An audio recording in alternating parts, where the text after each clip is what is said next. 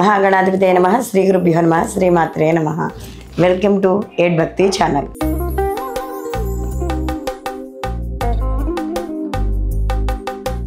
రవి గ్రహ సంచారం. రవి ప్రతి మాసము కూడా ఒక్కొక్క రాశి మారుతూ ఉంటాడు. అంటే ఈయన సంవత్సరం తిరిగేసరికల్లా 12 రాశుల్ని కూడా ఈయన సంచారం చేయడం అనేది జరుగుతుంది. అదేవిధంగా ఈ రవి కారకత్వాలు కానీ చూసుకున్నప్పుడు రవి గ్రహాలకి రాజు. అలాంటి రవి ఈ యొక్క గ్రహ మార్పు ఏదైతే ఉందో ఈ మార్పు వల్ల ప్రతి రాశికి కూడా శుభ అశుభ ఫలితాలు అనేవి ఖచ్చితంగా ఉంటాయి.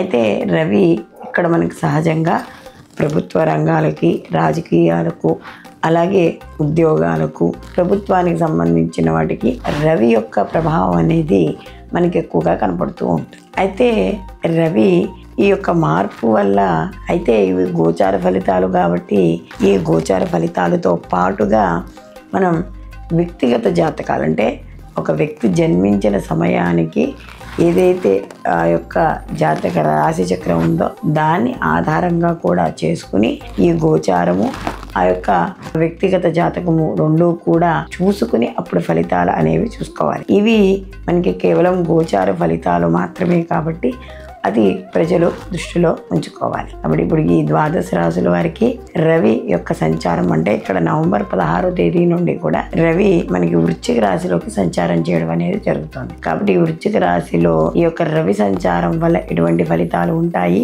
అనే విషయాన్ని తెలుసుకుందాం. కన్యారాశి వారికి కానీ చూసుకుంటే ఈ యొక్క రవి తృతీయ స్థానంలో సంచారం చేయడం అనేది జరుగుతుంది. ఎప్పుడైతే తృతీయ స్థానంలో సంచారం చేస్తాడో వీళ్ళకి గత కొంతకాలంగా ఏవైతే ఉద్యోగాల్లో ఇబ్బందులు, ఆటంకాలు ఏర్పడుతున్నాయో అవన్నీ కూడా తొలగడం అనేది జరుగుతుంది. పై అధికారుల యొక్క మన్ననలు పొందుతారు. విద్యార్థులు కూడా పోటీ పరీక్షల్లో పాల్గొని మంచి ఉత్తీర్ణత సాధిస్తారు. ధనప్రాప్తి కలుగుతుంది. అలాగే సంతానపరంగా శుభవార్తలు వింటారు. ముఖ్యంగా ప్రయత్న కార్యాల్లో జయం అనేది ఏర్పడుతుంది. ధనపరంగా లాభాలు, వ్యాపారపరంగా లాభాలు అనేవి చోటు చేసుకుంటాయి. అలాగే ఆరోగ్యపరంగా కూడా ఆనందంగా ఉంటుంది. గత మాసంతో పోలిస్తే ఈ మాసం చాలా ఉల్లాసంగా, ఉత్సాహంగా గడపడం అనేది జరుగుతుంది. అలాగే బంధువుల్ని, మిత్రుల్ని కలుసుకుంటారు. ఈ ముఖ్యంగా ఈ ఏదైతే నవంబర్ 16 నుంచి రవిగ్రహం యొక్క మార్పు చెందుతుందో ఈ మార్పు వల్ల వీళ్ళకి కొన్ని శుభవార్తలు వినడం అనేది జరుగుతుంది. ఎప్పటి నుంచి ఆగిపోయిన పెండింగ్లోని పనులు అవుతాయి. అలాగే ప్రయాణాల్లో కానీ వాటిల్లో కానీ సుఖవంతమైన ప్రయాణం అనేది ఉంటుంది. శత్రు వృద్ధి తగ్గుతుంది.